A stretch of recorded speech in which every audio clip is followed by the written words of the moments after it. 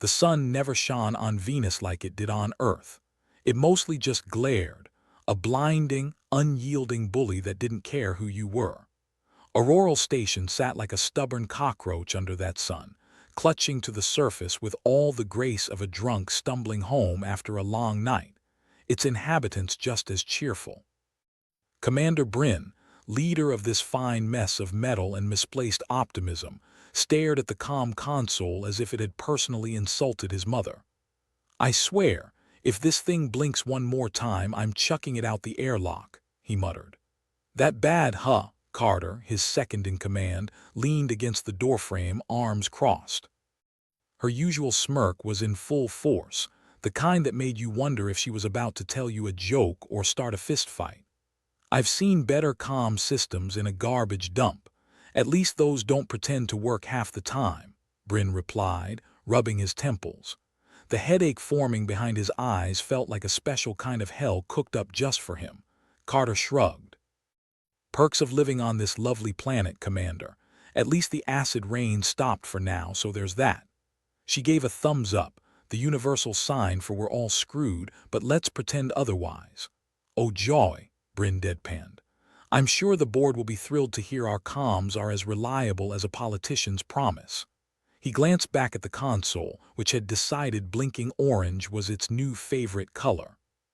"What's it saying now?" Carter asked, sauntering over, her boots thudding on the metal floor with a rhythm only slightly less annoying than nails on a chalkboard. Bryn tapped the console with a finger, tapping out the rhythm of a man who'd rather be anywhere else. "It's picking up some weird signal. Could be solar interference, could be the universe flipping us the bird. Or," Carter interjected, her voice dripping with sarcasm, "it could be aliens." Bryn snorted. "Yeah, right. Maybe they'll come down, offer us some tea, and politely ask us to bugger off their planet." In truth, the idea of aliens wasn't that far-fetched. Not when you lived on a planet that was terraformed by humanity's arrogance and desperation, only for the Drakari to show up like the universe's worst neighbors. The Drakari, a species known for their love of mental warfare and not much else, hadn't been seen since the last galactic meeting ended in a brawl. "You know," Carter said thoughtfully, "if it is the Drakari, maybe they'll give us pointers on how to mess with people's heads." "Because that's just what we need," Bryn replied, not bothering to hide his grimace. "More ways to drive each other insane." The console beeped again, a sound that was getting on Bryn's last nerve.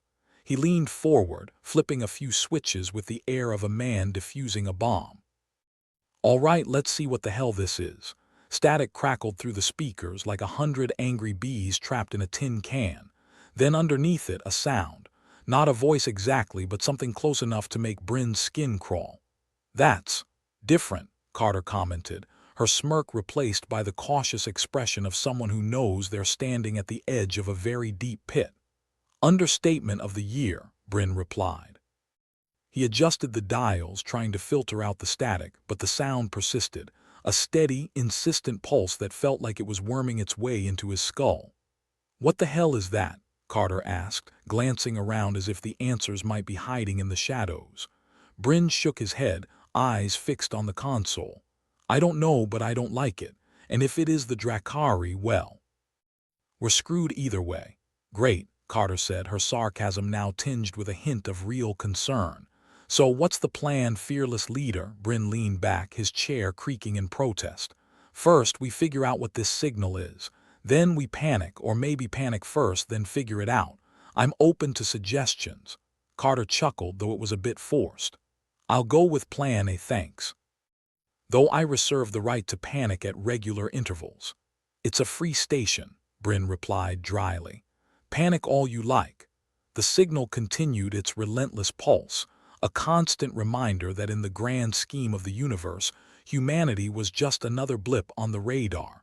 And if that blip happened to piss off the wrong aliens, well, that was just another day on Venus. "Think we should tell the others?" Carter asked, eyeing the doorway as if expecting an army of angry Drakari to march through it at any moment. Bryn let out a long-suffering sigh. "Yeah, might as well. I'd hate for them to miss out on the fun." He stood, stretching with a wince that spoke volumes about his opinion on early mornings and alien threats. Together, they left the comm room, the pulse of the signal fading behind them like an unwanted memory. The corridors of Auroral Station were as drab and utilitarian as the rest of it, a testament to human ingenuity and the art of cutting corners. They reached the common room, where the rest of the crew was gathered in varying states of disarray. A typical morning, all things considered. "All right, listen up," Bryn announced, not bothering with pleasantries.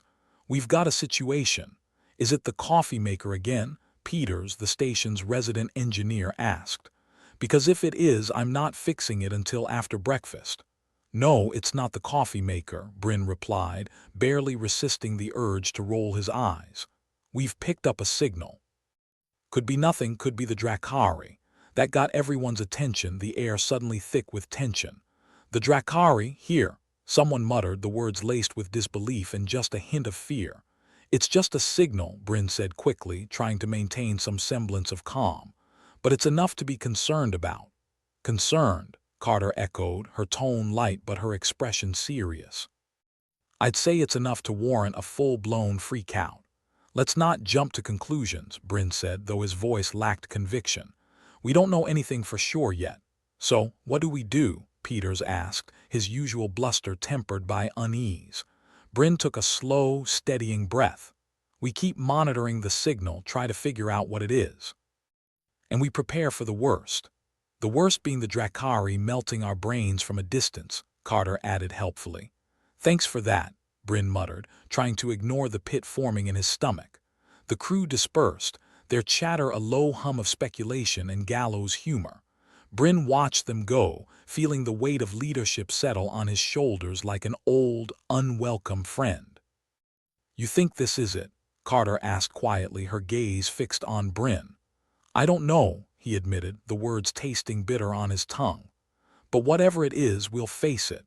What choice do we have?" Carter nodded, and for a moment there was an understanding between them, a shared acknowledgement of the absurdity and danger of their situation. "Well," she said finally, her smirk returning, "at least things won't be boring." Bryn chuckled despite himself. "No, I suppose they won't." The signal pulsed on, a reminder of the unknown lurking just beyond their fragile sanctuary. And as Bryn looked out at the stormy horizon of Venus, he couldn't shake the feeling that their troubles were only just beginning. The Auroral Station had all the charm of a malfunctioning toaster, and twice the suicidal tendencies. Bryn, sitting back at the comm console like a man forced to watch paint dry, knew this was just another lovely day in Venusian paradise. He squinted at the garbled signals, the static in his ears rattling his thoughts like a drunk trying to find his keys. "Okay, let's see what we've got here," he muttered, his fingers dancing over the console like a pianist about to murder Beethoven. The screen flashed ominously, a bad omen wrapped in 10 layers of bad luck. The door creaked open and Carter sauntered in, her presence as welcome as a tax audit but twice as interesting. "Still making friends with that machine," she teased, leaning casually against the wall. Her smirk was the kind that usually preceded either a good joke or a terrible decision. "I'm about ready to take it out for drinks and break up with it," Bryn replied, not looking up. "I think it's seeing someone else. Maybe a nice death ray," Carter chuckled. "Let me guess, the signal's still ticking you off." Bryn gave a weary nod. "It's like it's burrowing into my brain. If I start reciting Drakari poetry, shoot me, will you?" "Don't tempt me," Carter said with a wry grin, sliding into the seat opposite him. "So, any clues?" "About as many as a blind man at a shooting range," Bryn admitted, punching the console for effect. It beeped in protest, but that was about as threatening as it got. "I've narrowed it down to either interference from the sun, a secret channel meant to drive us mad, or aliens with a knack for psychological warfare," Carter offered. "You got it," Bryn sighed. "And here I was hoping for a nice, forgettable Tuesday," Carter shrugged. "Could be worse. Could be raining acid inside." "Always a silver lining," Bryn agreed. He leaned back, rubbing his eyes. "The crew's going to love this." As if on cue, the sound of arguing floated in from the corridor, a discordant melody of human misery and petty grievances. Bryn glanced at Carter, who raised an eyebrow. "Sounds like Peters and his groupies," she said. "Lovely. Just what we need. A mutiny over coffee," Bryn muttered. "Let's go break it up before someone gets a screwdriver where it doesn't belong." Leaving the console to sulk in solitude, they found Peters surrounded by a small, disgruntled mob in the common room. He was waving a wrench around like a baton at a particularly unhappy orchestra. "Enough!" Bryn barked, cutting through the noise. The crew fell silent, turning to him like a pack of guilty teenagers caught sneaking out. "What's the problem now?" Peters stepped forward, lowering his wrench. "The coffee maker's on strike again. Half the crew's threatening to riot if they don't get their caffeine fix." "Great," Bryn said dryly, "because that's the biggest threat we face right now." "Hey, caffeine withdrawal's no joke," Carter chimed in. "I once saw a guy rip his own arm off just to get a cup of the stuff." Bryn rolled his eyes. "Okay, kids, let's focus. We've got other issues, like a signal that may or may not be announcing our imminent doom." "Imminent doom," Sala, the youngest technician, piped up from the back. Her eyes were wide with a mix of fear and curiosity. "That's right," Bryn said, leaning against the wall. "We're picking up something that could be the Drakari trying to get inside our heads."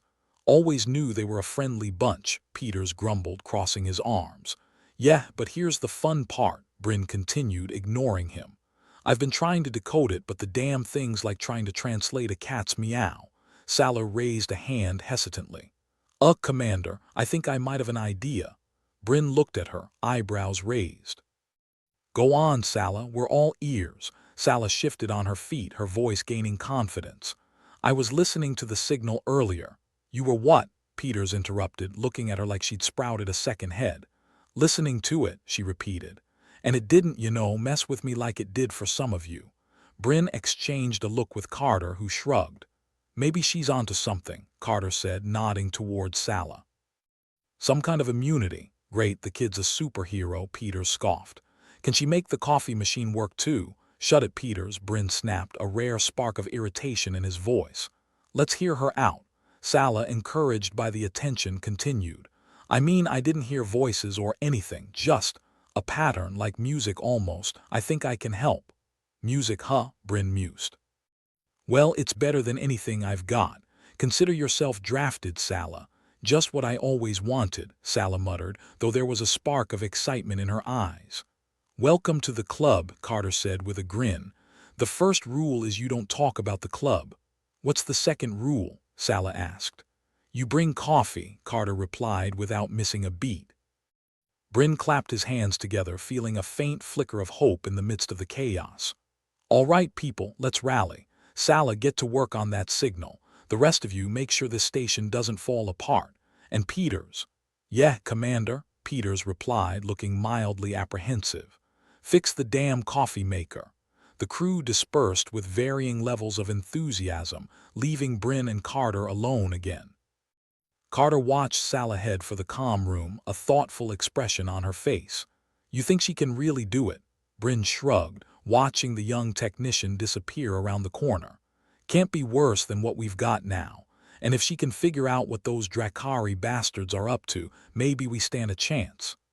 If not, we can always use her as a distraction," Carter joked, though there was an edge of truth to it. "That's the spirit," Bryn said with a grim smile. "In the meantime, let's make sure no one goes completely off the rails while we're busy saving humanity." Carter saluted mockingly. "Roger that, fearless leader. I'll keep an eye on Peters. Make sure he doesn't start a cult over that coffee maker." Bryn chuckled, the sound unexpectedly genuine. "If anyone can do it, it's him." The Iors dragged on, the signal's relentless pulse a background noise that refused to be ignored. Bryn watched from a distance as Sala sat hunched over the console, headphones on, her fingers moving with a frantic energy that spoke of either genius or madness. "How's she doing?" Carter asked, slipping into the seat beside him, a steaming mug in hand. "Better than I was," Bryn said, accepting the coffee gratefully. She looks like she's got a handle on it, or at least isn't actively trying to murder the console. High praise, Carter said, sipping her drink. Hopefully she's not just playing space jazz in her head. At this point, I'd settle for anything that doesn't involve us all going nuts, Bryn admitted. Carter leaned back, her chair creaking. You know, for a station on the brink of a mental breakdown, we sure do manage to keep things interesting. Interesting's one word for it, Bryn agreed. Another is catastrophic. Hey, keeps us on our toes, Carter said with a shrug. And if we make it out of this, think of the stories we'll have. Bryn snorted. Sure. The time we didn't all die horribly on Venus. Bestseller material. Carter grinned, raising her mug in a toast. To survival, then, in whatever twisted form it takes. To survival, Bryn echoed, clinking his mug against hers. Outside, the sun continued to glare, and the acid rain kept its distance for now. A small mercy in a universe that seemed hell-bent on making their lives as difficult as possible. The Iors turned into a blur, the crew going through the motions like actors in a play they'd rehearsed 1,000 times. Sala remained at her post, unwavering in her task, her eyes sharp and focused. Bryn found himself drawn to the calm room door, hovering like a ghost unsure of its place. He watched Sala work, the console flickering under her touch as she navigated the alien signal with a skill that seemed almost prescient. "Commander," she called softly, not looking up, "I think I've got something." Bryn stepped inside, his heart beating a tattoo against his ribs. "What did you find?" Sala looked up, her face illuminated by the glow of the screen. "It's definitely the Drakari. But I've managed to isolate parts of the signal. It's like they're sending instructions." "Instructions?" Bryn echoed, intrigued despite himself. "Yeah, for some kind of device. I don't know what exactly, but it's like they're trying to build something here on Venus." Bryn felt the weight of her words settle over him like a shroud. "But why? What's the point?" Sala shook her head, frustration etched in her features. "I don't know, but I think they need us to build it." "Us?" Bryn repeated, the pieces of the puzzle slipping into place with a horrifying clarity. "You mean the station?" Sala nodded, her expression grave. "Yeah, and whatever it is, they're using that signal to control us, make us do it subconsciously, like sleeper agents." Bryn's mind raced, the implications clear and terrifying. "We've got to warn the others. Stop whatever this is before it gets out of hand." Sala nodded, determination burning in her eyes. "I can help. I've been mapping the signal, finding ways to block it." "Then let's do it," Bryn said, feeling a surge of adrenaline. "We've got a station to save." Together they left the calm room, ready to face whatever challenges lay ahead. The signal's relentless pulse echoed in their minds, a reminder that the fight was far from over. But with Sala's unexpected resistance and Bryn's unwavering resolve, they might just stand a chance against the Drakari's insidious plans. And as they prepared for the battle to come, Bryn couldn't help but feel a flicker of something he hadn't allowed himself to consider in a long time: hope. Bryn returned to the comm room with Sala, feeling like a captain leading a charge with a wooden sword. Around them, the station groaned like an old dog rising from a too-small bed.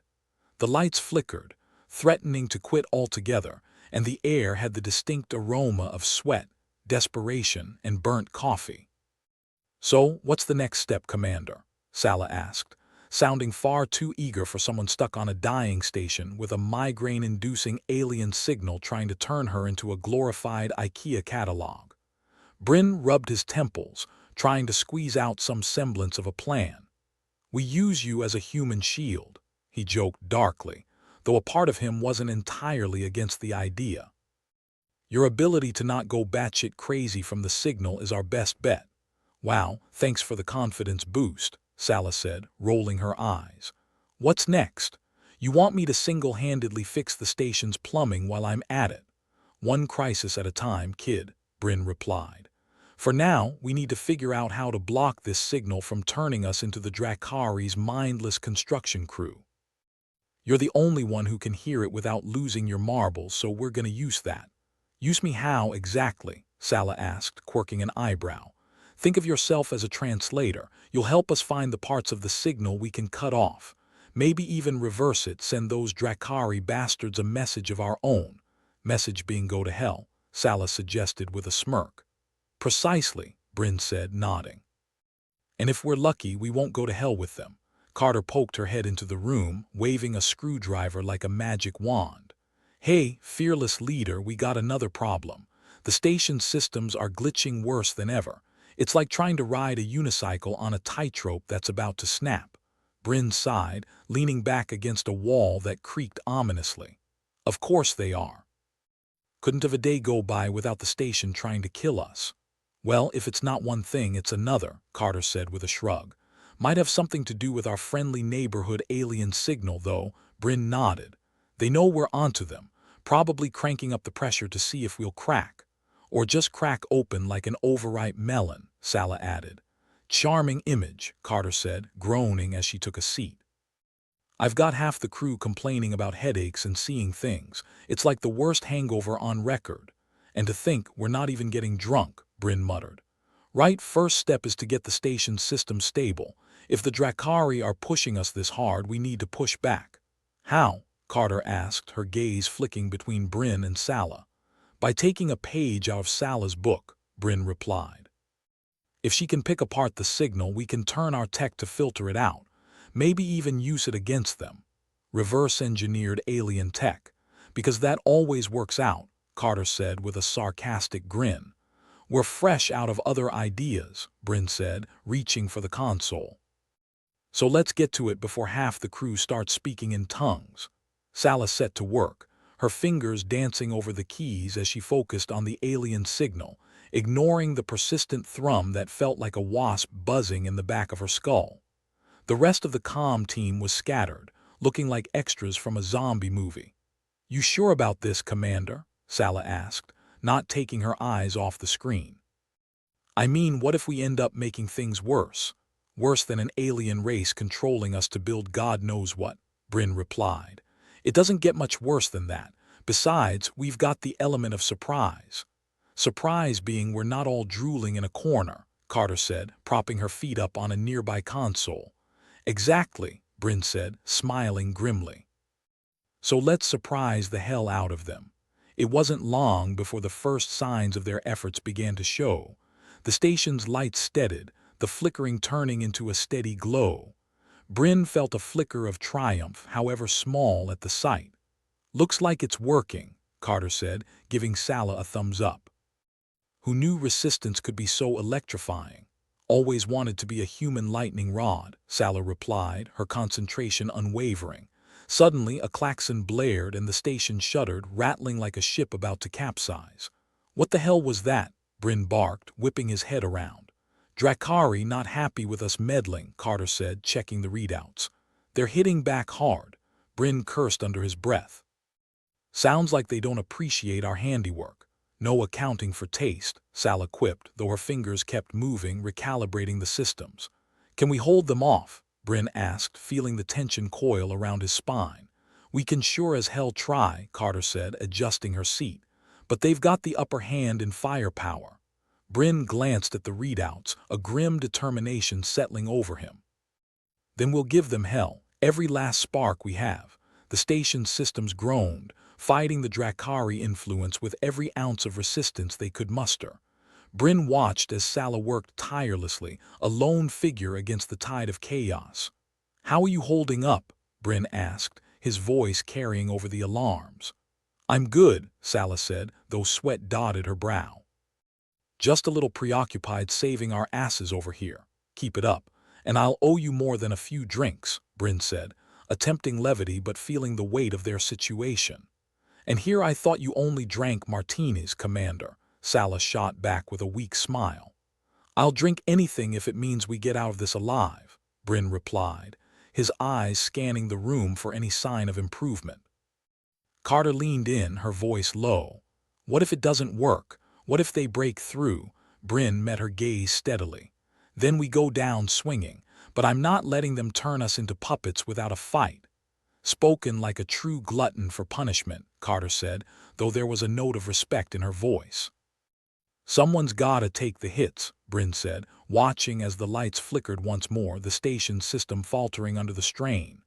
Hours passed in a blur of tension and sweat, but Sala's work began to pay off. The station's system stabilized, the Drakari signal losing its grip, though the threat remained palpable. "We're making progress," Sala said, her voice tired but triumphant. "Progress is good," Bryn said, relief threading into his words. "Let's see if we can turn this into a win." Carter looked at the comms, the faintest hint of a smile playing on her lips. "You know, for a ragtag group of space misfits, we're doing all right." "High praise," Bryn said, his mind already turning to the next steps. "But let's not get ahead of ourselves. Those Drakari bastards aren't done with us yet." Sala adjusted the comms, tuning into a frequency she'd been studying. "Actually, Commander, I think they might be regrouping. The signal's weaker, but it's shifting." "Shifting how?" Bryn asked, pausing to listen. "Like they're trying to find a new way in," Sala explained, her focus unbroken. "Let 'em try," Carter said, cracking her knuckles. "We've got a few more tricks up our sleeves." "Here's hoping," Bryn said, though a part of him couldn't shake the nagging doubt. "Look at it this way," Carter added, smirking. "If we fail, at least we won't be here to see the mess we leave behind." "Thanks for the pep talk," Bryn said dryly.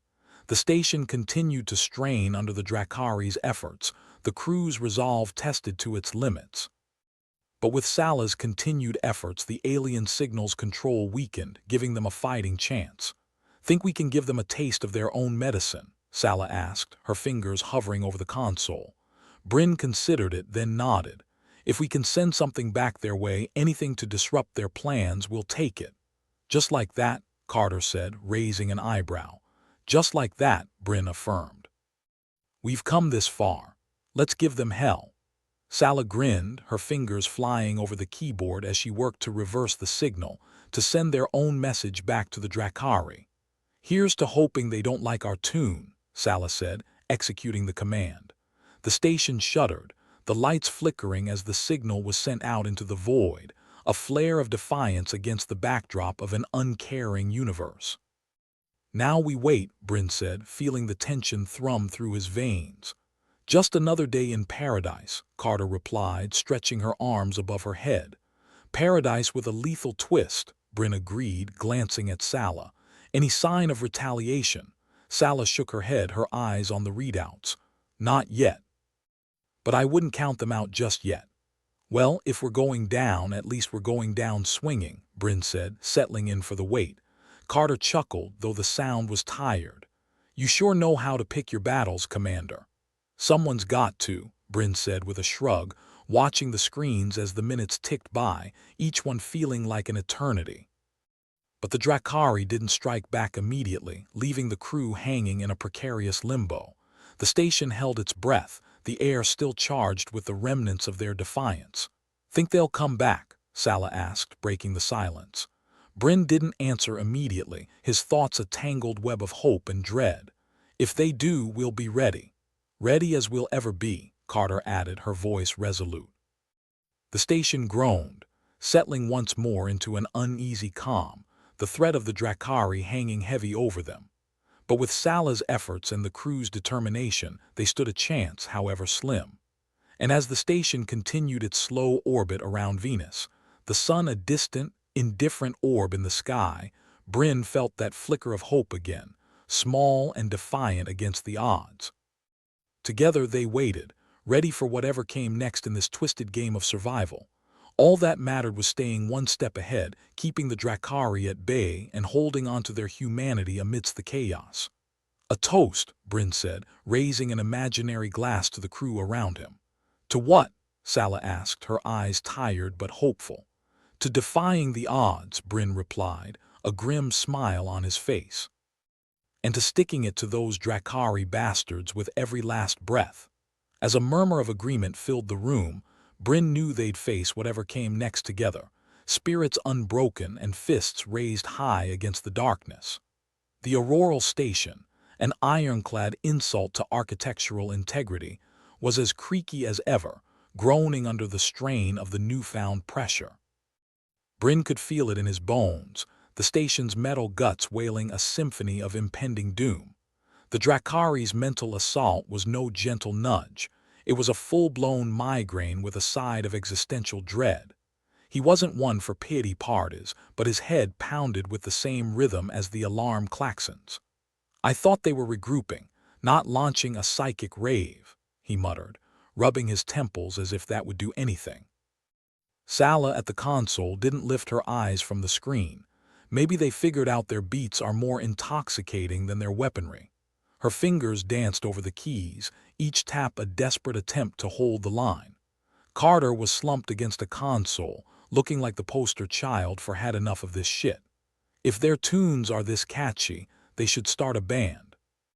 "Mind Control and the Drakari Delusions has a nice ring to it." Bryn snorted, though it hurt his head to do so. "Yeah, and we can be their unwitting backup singers." He turned his attention back to Sala. "Any chance we can amplify your mental resistance, or should we just start singing along?"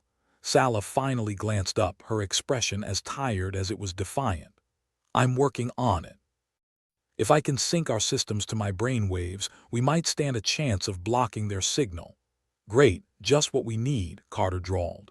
"Turning our comms into a giant Sala brain. What's next? Telepathic coffee makers." "Only if they come with an anti-mind control feature," Bryn replied, trying to maintain a semblance of humor through the skull-splitting pressure. "Keep at it, Sala. If we can shield the crew, it might just give us the edge." The station shuddered again, a reminder that it was more on their side than they were on each other's. Bryn had harbored a sentimental notion that the old bucket of bolts was at least loyal in its own cantankerous way. Sala's hands moved with precision, each keystroke a calculated effort to match the Drakari's mental onslaught.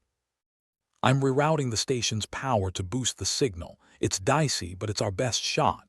"Dicey is our middle name," Bryn said, leaning over her shoulder. "Make it happen, Commander," Carter interjected, her voice dropping to a conspiratorial whisper. "You realize if this goes south, we'll be the first ones to start tap dancing to their tune." Bryn met her gaze with a resigned nod. "Better than being the last. At least this way we might get to play the lead role in our own downfall." "Always the optimist," Carter replied dryly, though the corner of her mouth twitched upwards in a reluctant smile. Seconds slipped by like sand in a broken hourglass as Sala worked her magic, the atmosphere in the comm room thick with anticipation and the smell of burnt circuits. The Drakari's influence continued to seep through, the pressure in everyone's minds growing stronger, a relentless tide trying to pull them under. "How much longer, Sala?" Bryn asked, his voice more strained than he intended. "Almost there," Sala muttered, her concentration unbroken. "Just need to." The station lurched violently, throwing Bryn against the console. He caught himself with a wince, the taste of copper in his mouth. "What the hell was that?" "Drakari's new hit single," Carter replied, wincing as she picked herself up. "It's not a radio-friendly version." "Hang on," Sala said, her voice rising above the chaos. "I'm initiating the sync now." Bryn watched the monitors flicker, the station's systems whirring to life in a way that almost seemed coordinated. It was as if Auroral Station itself was gearing up for a fight, a reluctant warrior ready to go down swinging. The thought was oddly comforting in a suicidal kind of way. A collective gasp echoed through the room as the pressure in their minds lessened, the relentless assault of the Drakari's influence tapering off, though not disappearing completely. "It's working," Sala said, her voice tinged with disbelief and relief. "The station's holding them off, for now." Bryn allowed himself a small, grim smile. "Looks like we've bought ourselves a little time." Carter exhaled, the tension slipping from her shoulders. "Who knew you'd come in so handy, Sala? Maybe we can put you in charge of the next mutiny." "Only if it includes better coffee," Sala shot back, though her eyes were focused on the console, monitoring the situation with the intensity of someone who'd just flipped the middle finger to fate and lived to tell the tale. Bryn knew better than to celebrate prematurely. The Drakari weren't the type to just sit back and take a beating. "Any sign of them trying something new?" "The signal's still there, but it's weaker," Sala reported. "Feels like they're trying to find a way around whatever wall we've just thrown up. They won't stay down for long." "Then we need to make sure whatever they throw at us next bounces right off," Bryn said, determination burning away his exhaustion. "Carter, get down to engineering and see if you can't coax a little more juice out of the reactors. We need every watt we can muster." "You got it, Commander," Carter said with a mock salute, heading for the door. "And if I find a way to weaponize coffee, you'll be the first to know." As Carter's footsteps faded, Bryn turned back to Sala. "Let's keep this momentum going. Any other tricks up your sleeve?" Sala shook her head, her brow furrowed in concentration. "No tricks, just hard work and a little bit of luck, and maybe some praying to gods I've never heard of." "Pray away," Bryn said, settling into his chair. The weight of their situation pressed down on him, but for the first time in a while there was a spark of hope. "Whatever it takes to keep us one step ahead of those alien sons of bitches." The station settled into an uneasy calm, the lights flickering like a heartbeat too fast for comfort. Bryn found himself listening to the hum of the machinery, the pulse of Auroral Station as much a part of him as his own heartbeat. It was a tenuous symbiosis, but it was theirs. "Think we'll make it out of this?" Sala asked, her voice quiet in the silence. Bryn didn't answer right away, his gaze fixed on the screens displaying the station's status. "I think if anyone can hold out against these odds, it's us. We've gotten through worse." Sala nodded, though her eyes were still shadowed with doubt. "Not exactly a ringing endorsement." "Maybe not," Bryn admitted, "but it's the truth. And sometimes that's all we've got." They worked in silence, the minutes ticking by, each one a victory in itself. The Drakkari's presence lingered, a dark cloud on the horizon, but for now they were holding their own. "Think the Drakkari are scratching their heads trying to figure us out?" Sala asked, half joking, half serious. Bryn chuckled, though it sounded more like a cough.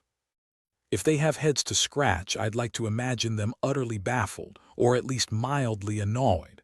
"That makes two of us," Sala said, a genuine smile breaking through her exhaustion. The station groaned again, a long and drawn-out creak that made Bryn wince. "Old girl's been through a lot with us. Can't say I blame her for complaining." Sala raised an eyebrow. "Old girl." "You getting attached, Commander?" "Just a little," Bryn admitted, running a hand along the console as if it were a beloved pet. "Who wouldn't get sentimental over a space station that tries to kill us as often as it saves us?" "True enough," Sala replied, the tension in her posture easing just a bit more. The minutes stretched into hours, the waiting game taking its toll on everyone. Bryn's mind wandered to the crew, scattered across the station, each one fighting their own battle against the Drakkari's influence. He hoped they were holding up, keeping their wits about them in a situation designed to unravel them at the seams. "Think they'll hit us again tonight?" Sala asked, breaking the silence, her voice laced with a mixture of apprehension and fatigue. Bryn considered it, rolling the question over in his mind. "If they're smart, they'll try. If they're lucky, they won't." Sala nodded, the weight of his words settling over her. "And if we're lucky, they'll still be trying to figure out how a ragtag group of misfits managed to hack their signal," Bryn said, a grim determination in his voice. "Let's keep them guessing." "Here's hoping," Sala replied, though the hope was a fragile thing, easily broken by the next inevitable wave. But until then they'd hold their ground, and with any luck they'd do more than just survive, they'd thrive, taking the fight to a foe who thought them nothing more than puppets to be controlled. Bryn leaned back in his chair, eyes scanning the room and the exhausted but determined faces around him. "We're not done yet, you know, not by a long shot." Sala's response was a tired but genuine smile, the kind that reminded him why they were fighting in the first place. "I never thought we were." And with that the waiting continued, the silent promise of resistance hanging in the air like a thread that refused to snap. Whatever the Drakkari had in store for them next, Bryn knew they wouldn't face it alone. Not with the crew he'd come to trust, not with the stubborn will of Auroral Station at their backs. The fight wasn't over, not by a long shot. The station groaned like a dying whale, and Bryn was starting to feel like he was riding the beast straight into its grave. The lights above flickered with the enthusiasm of a dying firefly, threatening to plunge them into darkness at any given moment. It would have been almost peaceful if it didn't feel like the precursor to their untimely demise. Looks like the old girls finally had enough of our shenanigans, Carter muttered as she returned from engineering, a smudge of grease on her cheek and a resigned look in her eyes. Great. Just when I was getting used to this charming ambience, Bryn replied, gesturing at the flickering lights. How's the reactor looking? About as reliable as a 2-credit hooker on a Sunday morning, Carter said, plopping down into a chair with a groan. We're squeezing every last bit of juice, but it's a losing battle. Might as well ask a corpse for life advice. Bryn nodded, the weight of the station's failing systems pressing down on him like an overenthusiastic sumo wrestler. Figures. I always end up in the cheapest disasters. Hey, at least you've got a front row seat to the end of the world, Carter said, flashing a sardonic grin. Not everyone gets to be the star of their own apocalypse. Lucky me, Bryn replied, though his smile didn't quite reach his eyes. Any signs of the crew losing their minds yet? Carter shrugged. A few have started talking to themselves, but that's nothing new. Doc's trying to keep them together, but you can only do so much with duct tape and a winning smile. Just then, Sala appeared, her face a mixture of determination and sheer exhaustion. She looked like she'd been through a mental blender, but there was a fire in her eyes that hadn't been there before. Commander, we need to talk, she said, throwing a glance at the others crowded in the comm room.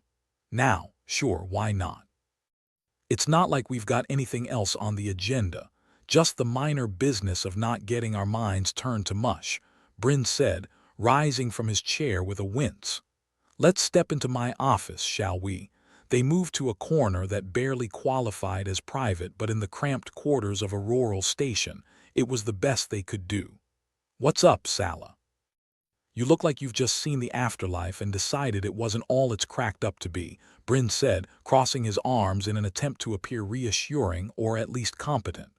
I've been working on something, Sala began, her voice low but firm. I think I've found a way to boost our defenses, but it's risky. Risky. On this station.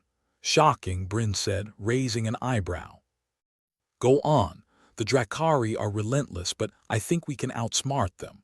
I've been tapping into my own brainwaves and theirs. Something there, a sort of mental reservoir I didn't know I had. It's like having a backup generator in my head, Sala explained, her words tumbling out in a rush. Bryn blinked, trying to process what she was saying. So you're telling me you've got a secret stash of brain power that could save us all? That's a hell of a party trick, Sala. I know it sounds insane. Insane was 2 stops back on this crazy train, Bryn interrupted. What exactly do you need from us? I need to sync my brainwaves with the station's systems, Sala said, her voice steady.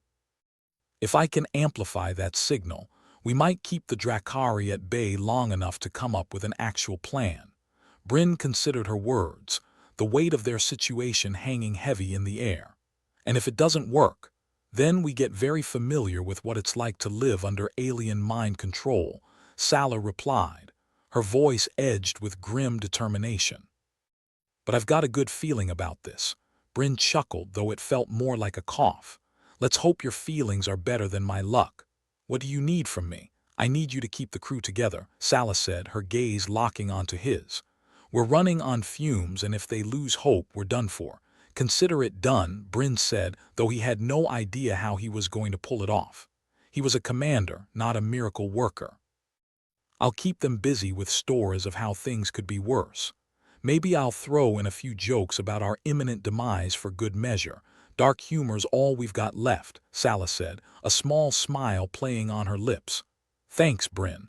I know this isn't easy. I live for this kind of pressure, Bryn replied with a wry grin. Besides, what else have I got to do? It's not like there's a decent poker game happening on this tub, Sala nodded, turning back to her console with renewed focus. As she worked, Bryn couldn't help but watch her, the quiet determination in her movements a stark contrast to the chaos surrounding them. She was a fighter, that much was clear, and if anyone could pull off a miracle, it was her. But that didn't change the fact that they were teetering on the edge of disaster, one wrong move away from becoming Drakari puppets. "Hey, Sala," Bryn called, his voice breaking the silence. "Do us a favor and save our asses, would you? I'm not ready to start a career in interpretive dance for aliens." Sala laughed, the sound a welcome break from the tension. "I'll do my best, Commander." No promises, though. Bryn turned back to the calm room, the weight of leadership settling over him like an old, itchy blanket. The crew needed him, needed all of them to stand firm against the Drakari threat, even as their resources dwindled and hope became a scarce commodity. The comm console beeped, a reminder of its presence and the myriad of problems it brought with it. Bryn approached, eyeing the ancient piece of tech as if it might bite him. "All right, you hunk of junk," Bryn muttered, fingers dancing over the buttons. "Tell me something good for once." The screen lit up with data, most of it incomprehensible, but buried within the garbled mess was a faint signal, one they hadn't picked up before. A whisper of hope amidst the noise. "Carter, get over here," Bryn called, his voice a mix of urgency and curiosity. "I think we've got something." Carter joined him, peering over his shoulder at the screen. "What am I looking at, Commander?" "More bad news, could be worse," Bryn said, a spark of excitement in his voice. "I think we might have picked up a friendly signal. Or at least not one screaming at us to dance." "About time we had some good luck," Carter said, leaning in closer. "Think it's a distress call?" "Maybe," Bryn replied, his mind racing with possibilities. "If there's someone out there, we need to reach them. This might be our chance." He turned to Sala, who was still deeply immersed in her work. "Sala, we've got a new signal and it doesn't sound like Drakari. Think you can patch us through?" Sala glanced up, a glimmer of hope in her eyes. "Give me a minute," she said, fingers already flying over her console. As they waited, Bryn felt the familiar thrum of anticipation, a reminder that amidst the chaos and impending doom there was still a chance. A slim one, sure, but a chance nonetheless. "All right," Sala said, her voice cutting through the silence. "I've boosted the comms. You're live. Let's hope whoever's on the other end isn't looking to sell us a timeshare," Bryn said, clearing his throat. "This is Commander Bryn of Auroral Station. Do you read me?" For a moment, nothing but static filled the room, the kind of silence that stretched nerves taut and frayed patience. But then a voice crackled through, faint but unmistakably human. "Auroral Station, this is Captain Harlan of the freighter Indomitable. We read you loud and clear." Bryn's heart leapt, relief washing over him like a cool breeze. "Captain Harlan, you're a sight for sore ears. We're in a bit of a pickle here. Any chance you could lend us a hand? We've been monitoring the Drakari signal, trying to find a way through," Captain Harlan replied, his voice steady and reassuring. "If you've got defenses up, we can help reinforce them." "Reinforcements," Carter muttered, a grin spreading across her face. "Didn't think I'd live to see the day."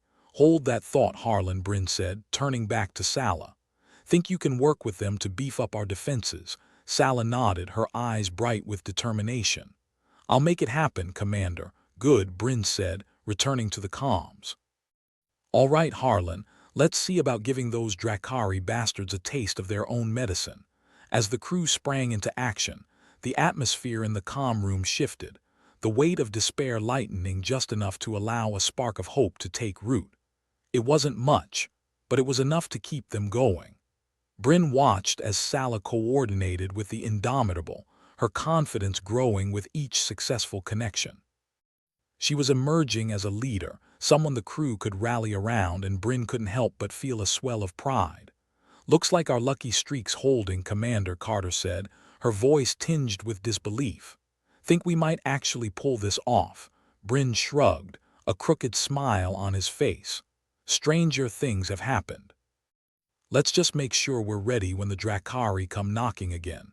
As the station hummed with renewed energy, Bryn felt the familiar tug of hope and fear intertwining, a reminder that they were still in the fight, still standing against the tide. And for now, that was enough. "All right, folks," Bryn called, his voice carrying through the comm room. "Let's show those Drakari what happens when you mess with the wrong station." And with that, the crew of Auroral Station prepared for the next onslaught, united by a shared determination and the knowledge that they wouldn't face it alone. Not while they still had breath in their lungs and fire in their hearts. The auroral station was a creaky old beast, like a dinosaur made out of tin foil and optimism. It groaned under the pressure of the universe, its metal guts wheezing and rattling like an asthmatic octogenarian. But somehow, against all odds, it was still clinging to life, much like a bad cold or an unwanted relative. Inside, Commander Bryn leaned over the comm console like a gambler with his last bet, fingers crossed for a miracle. The crew had something resembling hope for the first time in ages, a fragile, flickering thing, about as sturdy as a paper towel in a hurricane. But it was all they had, and in this hellhole you took whatever scraps the universe tossed your way. Beside him, Carter, the ever-suffering engineer, stared at the screen with the look of a person who had seen too much and still had to keep seeing. "If this doesn't work, I'm going to start a new religion just to curse the gods appropriately," he muttered, running a hand through hair that looked like it was styled by a tornado. "At this point, I'd worship a can of beans if it promised to get us out of this mess," Bryn replied, scanning the readouts for anything promising. "Right now, we're counting on Sala and her magic brainwaves." "Not exactly the cavalry, but she'll do. She's a freaking headache whisperer," Carter quipped, his voice a mix of admiration and exhaustion. "If I had a nickel for every weird thing that's happened here, I'd be rich enough to buy my way off this tin coffin." As if summoned by their talk, Sala appeared, her presence as unyielding as the sun on Venus. She looked like she'd just crawled out of a self-help book titled Desperation and You, but there was a glint in her eyes, a spark of determination that seemed to defy the galaxy to snuff it out. "All right, I've got something," she announced, her voice cutting through the gloom like a knife. "But you're not going to like it. Is it worse than being mind-controlled by space squid?" Bryn asked, raising an eyebrow. "Because our bar for bad news is currently lower than a snakeskin belt on a sunbather." Sala smirked, the kind of smile that was half exasperation, half screw you. "I've tapped into something. I don't know, call it a collective consciousness. It's like we've all got a little piece of a puzzle in our heads and together it makes a picture." "Great, a cosmic jigsaw," Carter said, rolling his eyes. "That'll come in handy at cocktail parties, but how does it help us?" "It's like a mental shield," Sala explained, her words rushing out like they were running from something. "If we sync up, we can push back against the Drakari signal. It's risky, though. We might end up sharing more than just our thoughts." "Who needs privacy?" Bryn shrugged, his sarcasm turning up like a bad penny. "Let's all become one big happy mind meld. What's the worst that could happen? Other than, dying horribly." Sala nodded, the smile fading as she glanced at the others. "This is it, folks. If this fails, we're out of tricks. There's no backup plan, no cavalry coming over the horizon." Bryn felt the weight of her words settle over him, a familiar companion in this never-ending game of cosmic roulette. "All right, people," he called out, his voice carrying the kind of authority that was half bluff and half bloody-minded determination. "Let's put our heads together and show those Drakari what we're made of. Hopefully, it's not jelly." As the crew gathered around, Bryn caught Sala's eye, giving her a nod that said more than words ever could. Words like "good luck," "I'm sorry," and "please don't let us all die horribly" were probably dancing around in the air between them. Sala took a deep breath, mentally clicking into whatever corner of her brain housed this newfound power. The room was silent, the kind of silence that buzzed with a tension more electric than the station's failing circuits. "Here goes nothing," she whispered, closing her eyes and diving headfirst into the unknown. To say it was weird doesn't quite capture the experience. It was like taking a bath in everyone else's secrets, a tidal wave of thoughts and emotions crashing into a sea of shared consciousness. For a moment, Bryn felt like he was standing on the precipice of something vast and terrifying, the kind of place you didn't visit unless you had a death wish or a really good travel guide. But beyond the chaos, there was something else, a strength, a unity that defied description. It was like finding an unexpected ally in the midst of battle, a secret weapon forged from the very fabric of their shared humanity. Whoa, Carter breathed, his voice barely a whisper. This is intense. Tell me about it, Bryn replied, eyes wide as he tried to process the flood of sensations. Feels like someone turned the volume up on everything. Salah's voice cut through the mental noise, calm and steady like a lighthouse in a storm. Focus. We need to channel this, directed at the Drakari signal. Think of it like a giant mental cannon. Aim and fire, Bryn said, falling into step with her instructions. Got it. They concentrated, pushing the newfound energy toward the Drakari signal, shoving back against the mental pressure like someone trying to hold back the tide with a bucket and a prayer. For a moment, nothing happened. Just the same old void, empty and unyielding. But then, slowly, the pressure began to ease, the Drakari presence receding like a bad dream upon waking. It's working, Carter shouted, his voice cracking with disbelief. We're actually doing it. Bryn felt a thrill of triumph, a sensation so alien to their usual diet of despair and desperation that it was almost intoxicating. For the first time in what felt like forever, they were fighting back, taking the battle to the enemy instead of just reacting to every new disaster. Keep it up, folks, Bryn urged, feeling the connection deepen, the shared consciousness binding them together in a way that defied logic and reason. We've got them on the ropes, but even as the tide turned in their favor, Bryn couldn't shake the feeling that they were dancing on the edge of a knife, one slip away from disaster. It was like riding a roller coaster with no brakes, thrilling and terrifying in equal measure. I can feel them pulling back, Salah said, her voice a mix of awe and exhaustion. We've bought ourselves some time. Time's great, Carter added, his usual sarcasm softened by relief. Now if only we could buy a way out of here. Bryn chuckled, the sound brittle with tension but genuine. Let's not get ahead of ourselves. We've still got a long way to go before we're out of the woods. As the shared consciousness began to unravel, the weight of reality settling back over them like a heavy cloak, Bryn couldn't help but feel a surge of pride in his crew. They'd faced down the impossible and come out swinging, a testament to the resilience of the human spirit and their capacity for stubbornness in the face of overwhelming odds. Nice work, people, Bryn said, his voice carrying a note of genuine appreciation. We're not out of this yet, but we've got a fighting chance, and that's more than we had an hour ago. Fighting chance, huh? Carter grinned, a tired but genuine expression. I'll take it. As the station's systems hummed with renewed energy, Bryn felt the familiar tug of hope and fear intertwining, a reminder that they were still in the fight, still standing against the tide. And for now, that was enough. All right, folks, Bryn called, his voice carrying through the calm room.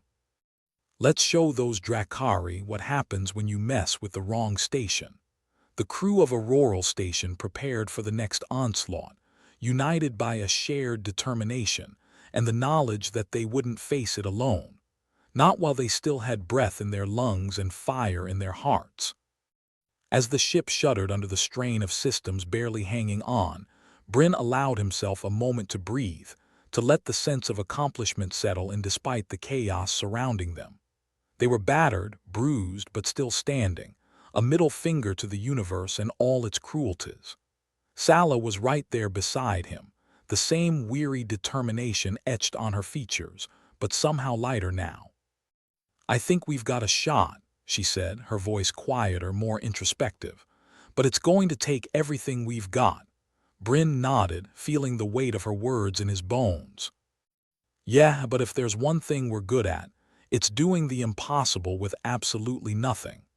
He turned back to the crew, their faces a mix of exhaustion and defiance, ready to fight tooth and nail for every second of freedom, every breath not tainted by alien control. As the lights flickered, casting erratic shadows across the room, Bryn felt a sense of camaraderie, of shared purpose that transcended the bleakness of their situation. They were in this together for better or worse, and come hell or high water or alien mind control, they'd damn well see it through. All right, team, Bryn said, his voice firm and resolute. Let's get to work. We've got a station to save.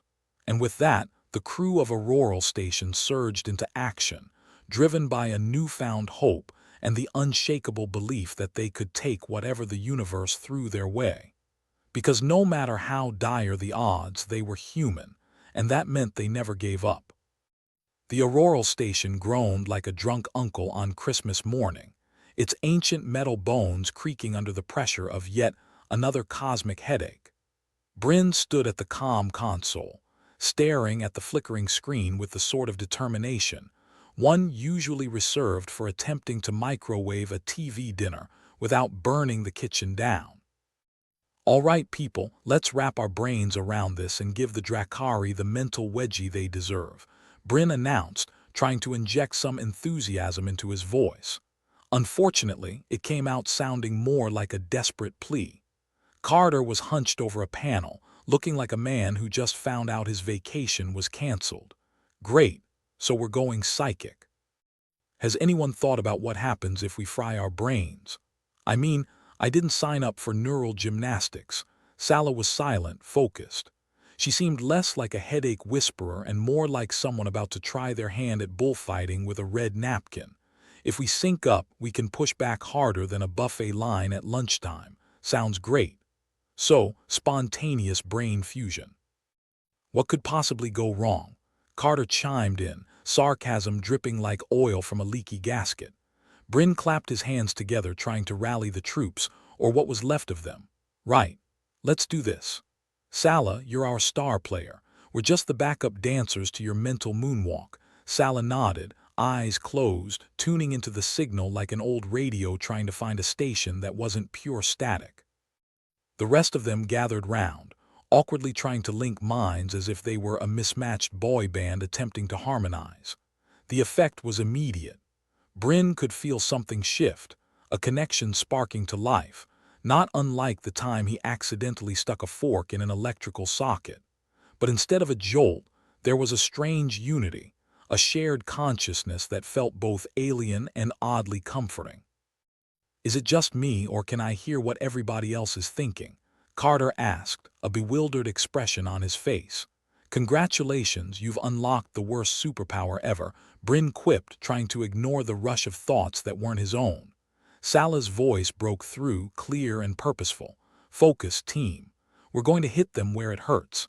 Picture the Drakari signal like a giant piñata. We're gonna whack it until candy, or in our case, freedom, starts falling out. A mental piñata. That's a new one, Carter muttered, but he complied, concentrating hard on the task at hand. The alien signal was a looming presence, a dark cloud that threatened to smother them all. But with their combined efforts, it was like shining a flashlight into the depths, scattering the shadows back into the void. The Drakari were feeling the pressure. Bryn could sense their confusion and irritation seeping through the ether. Keep pushing, Sala urged, her mental voice rising above the cacophony. They are wavering. The pressure increased, a tangible force pressing against their collective minds. It was like trying to hold back a flood with nothing but sandbags and wishful thinking. But then, just as the strain seemed unbearable, there was a crack, a release of tension that rippled through them all. They are retreating, Carter shouted, disbelief edging his words. We're actually doing it. Bryn could sense it too, the Drakari presence slipping away, retreating like a schoolyard bully who'd just realized the scrawny kid wasn't alone after all. It was exhilarating and terrifying all at once, a moment of triumph tempered by the knowledge that this was just one battle in a much larger war. Don't stop now, Bryn called out, feeling the adrenaline surge through their shared consciousness. Let's send them packing with a few more bruises. They pushed harder, channeling every ounce of defiance and determination they could muster. The Drakari's grip loosened further, the signal unraveling like a badly knit sweater. Bryn could almost hear the mental equivalent of their alien enemies cursing and retreating, a sound that brought a grin to his face despite the exhaustion creeping in. Is it just me, or do they sound pissed? Carter asked, his mental voice tinged with amusement. They can join the club, Bryn replied, feeling the rush of victory. We've been living in pissed-off town for ages. Salah's presence was a steady anchor amidst the storm, guiding their efforts with a calm assurance that belied the chaos around them. "We're winning," she said, all creeping into her tone. "We're actually winning." For a moment, Bryn allowed himself to believe it, to savor the sweetness of victory against a foe that had seemed insurmountable. The Drakari signal was fading, the oppressive weight lifting from their minds like a veil being drawn back to reveal the light beyond. But with the victory came a sobering realization. They weren't out of the woods yet. The station was still a patchwork of failing systems held together by duct tape and dreams, and they had no idea when the Drakari might come knocking again. "All right, folks," Bryn said, his voice firm even as fatigue settled over him like a heavy cloak. "We've bought ourselves some breathing room, but we need to stay alert. We've given them a bloody nose, but that doesn't mean they're down for the count." Carter leaned back, wiping sweat from his brow with a grimy sleeve. "You know, for a minute there, I thought we were goners. Good to know we're just slightly less doomed now." Salah opened her eyes, the spark of determination still burning bright even as exhaustion tugged at her features. "We've proven we can hit back. That's something." Bryn nodded, feeling a flicker of hope amidst the uncertainty. "Yeah, it is. And next time they won't know what hit them." As the connection unraveled, leaving them once more as individuals instead of a gestalt consciousness, Bryn felt a pang of loss mingling with relief. The shared unity had been intoxicating, empowering, a reminder that even in the darkest times they weren't alone. "Nice work, everyone," Bryn said, his voice carrying a note of genuine gratitude. "We've shown them what humanity's made of, and it's not just jelly," Carter snorted, a tired but genuine laugh escaping his lips. "Yeah, more like stubbornness and caffeine." Salah smiled too, a weary but triumphant expression. "Let's keep that in reserve for the next round." The crew dispersed, returning to their stations with a renewed sense of purpose despite the lingering fatigue. Bryn lingered by the comm console, feeling the weight of responsibility settle back over him like an old, familiar coat. "Hell of a day," he muttered to himself, glancing at the silent stars beyond the station's windows. "But we're still here. That's got to count for something." Salah approached, leaning against the console with a weary sigh.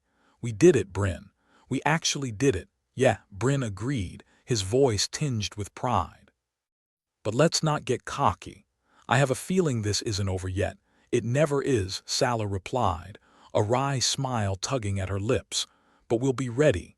Bryn nodded, feeling the truth of her words resonate within him.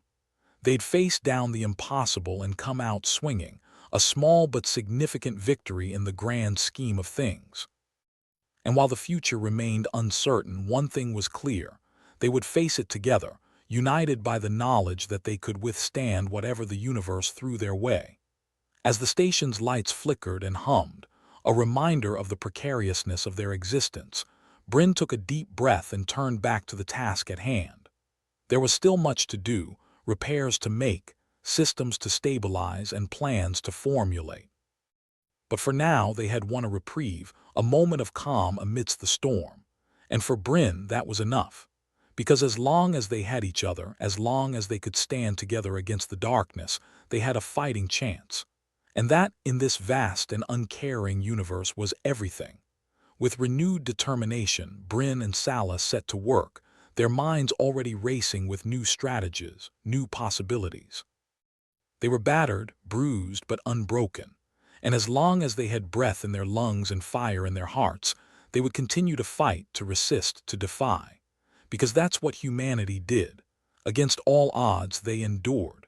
And that, Bryn knew, was a force no alien could ever hope to conquer. The post-victory silence in the comm room was almost as deafening as the initial onslaught of the Drakari signal. Bryn leaned against the console, feeling the dull throb of a headache that refused to leave. But this headache was the type you got after a long night of drinking and terrible decisions, not the existential dread that usually accompanied alien psychic invasions. So, essentially, a step up. Carter was stretched out on a bundle of wires that looked suspiciously like they held the station's life support systems together. He closed his eyes, basking in the sort of relief that comes only after narrowly avoiding brain frying. Well, that was something.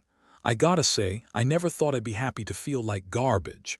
You know you've hit rock bottom when feeling like trash is a win, Bryn replied. He rubbed the back of his neck, trying to work out the tension that had settled between his shoulders like an unwelcome guest. Sala sat cross-legged on the floor, her eyes closed as she mentally regrouped. She radiated the sort of calm usually reserved for people who have no idea what they are doing but are really good at pretending they do. "We did it," she said, a small smile playing on her lips. "We pushed them back. Yeah, and made human history as the first documented case of a mental tug-of-war with an alien species," Bryn added, his tone dripping with sarcasm. "Can't wait to see what they put on the plaque," Carter snorted. "Here's hoping they get my good side." Sala opened her eyes, the spark of determination still burning bright. "We've proven we can hit back," she repeated, the words a mantra now. "That's something." "Yeah, something," Carter echoed, tapping his fingers on the panel. "Something that might just get us all killed next time they decide to drop by." Bryn shrugged. "Or, and here's a crazy thought, maybe it'll make them think twice. We might just be the galactic equivalent of a cat with way too many lives." "Or a cockroach," Carter offered. "You know, the type that survives nuclear blasts and bad reality TV." There was a moment of silence, punctuated only by the low hum of the station's failing systems. It was the kind of peace that felt fragile, like a soap bubble floating in a room full of sharp edges. "Think the rest of humanity will appreciate our little contribution to interstellar diplomacy?" Sala asked, her voice light but with an edge of seriousness. "Depends," Bryn said, rubbing his temples. "Are we talking about the part where we nearly got our brains scrambled or the part where we actually pulled it off?" "Both," Sala replied, getting to her feet with a wince. "Maybe it'll earn us a nice spot in a history book, or a cautionary tale for future psychics. Or a footnote in a guidebook titled "Why You Should Leave the Damn Aliens Alone," Carter chipped in, rolling his shoulders to relieve the stiffness. Bryn chuckled, despite himself. "At least the Drakari know we won't just roll over and let them pull our strings." "Yeah, we'll just get yanked around a bit before we snap back and break a few fingers," Carter said, a tired grin on his face. "Wonder if they've got an alien insurance policy for that." Sala glanced at the flickering lights as if trying to divine their future in their erratic rhythm. "We need to prepare for their return," she said, practical as ever. "Fortify our defenses, maybe try and fix this rust bucket before it falls apart around us." "Good luck with that," Carter muttered. "I'm pretty sure this station was held together by hopes and prayers even before we got here." Bryn nodded, feeling the weight of responsibility settle on his shoulders once more. "Let's start by fixing what we can. We've got a bit of breathing room, and I'd like to keep breathing for as long as possible." Carter got to his feet, cracking his knuckles in a gesture of readiness. "All right, Captain Morale, lead the way." They moved through the station, a ragtag team of survivors held together by stubbornness and a shared lack of self-preservation. The corridors were dim, the lights flickering like they were about to give up the ghost, and everything had a layer of grime that suggested the janitorial staff had quit about a decade ago. "First order of business, the reactor," Bryn said, as they reached the heart of the station. "It's been about as reliable as a politician's promises." "Which is to say, not at all," Carter quipped, eyeing the reactor with the kind of suspicion usually reserved for wild animals or unsupervised toddlers. Sala joined them, her expression focused. "Let's make sure this thing doesn't blow up in our faces." "See, now you're just jinxing it," Carter pointed out, opening a panel with a grunt.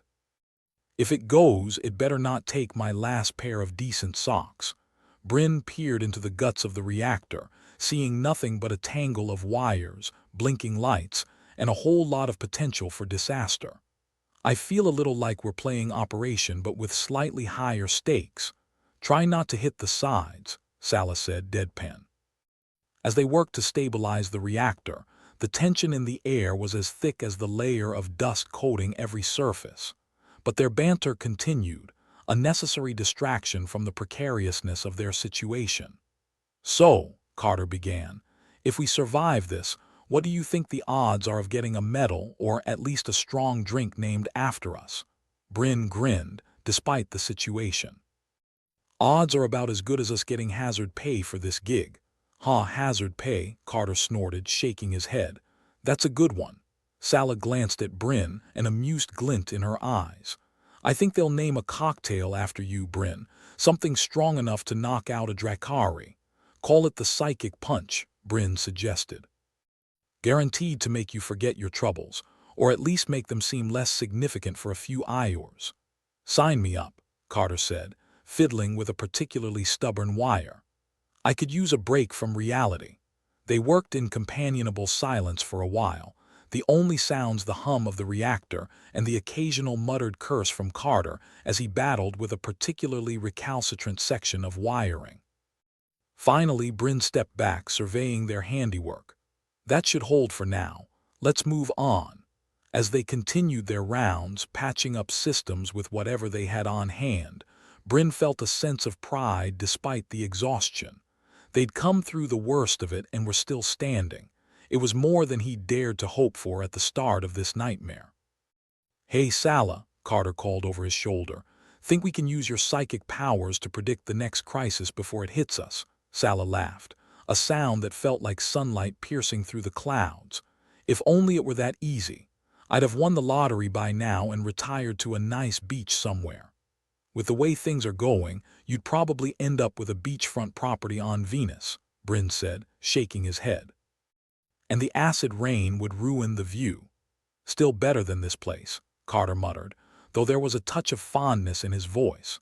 The station might be falling apart, but it was theirs.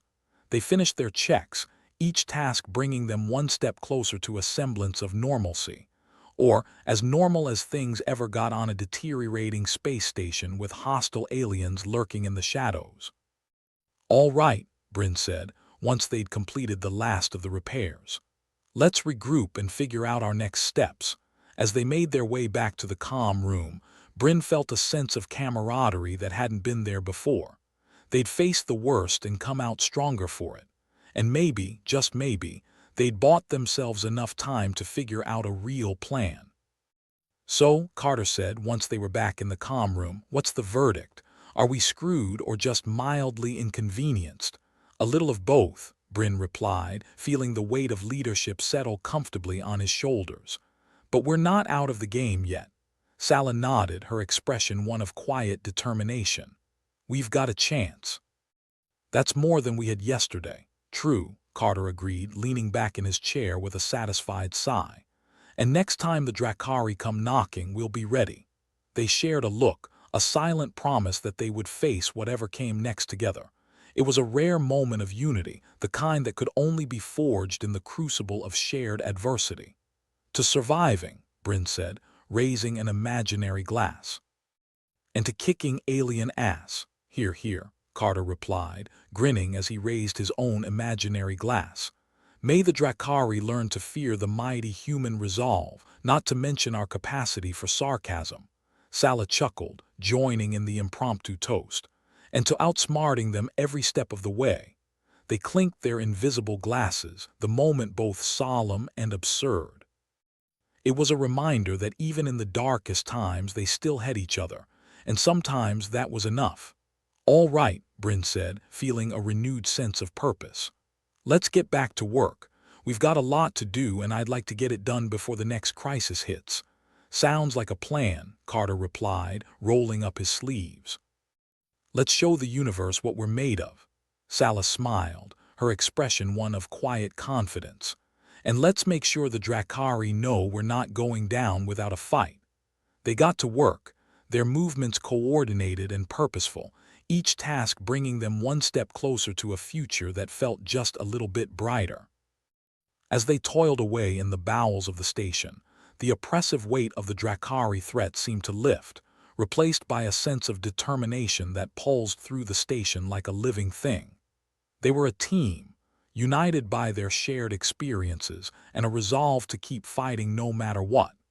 And as Bryn watched his crew work, He knew that whatever challenges lay ahead, they would face them together. Because in the end, that was what humanity did best, standing together, defying the odds and refusing to back down. In a universe filled with darkness, they were a beacon of light, stubbornly refusing to be snuffed out. They were humanity, and they were here to stay.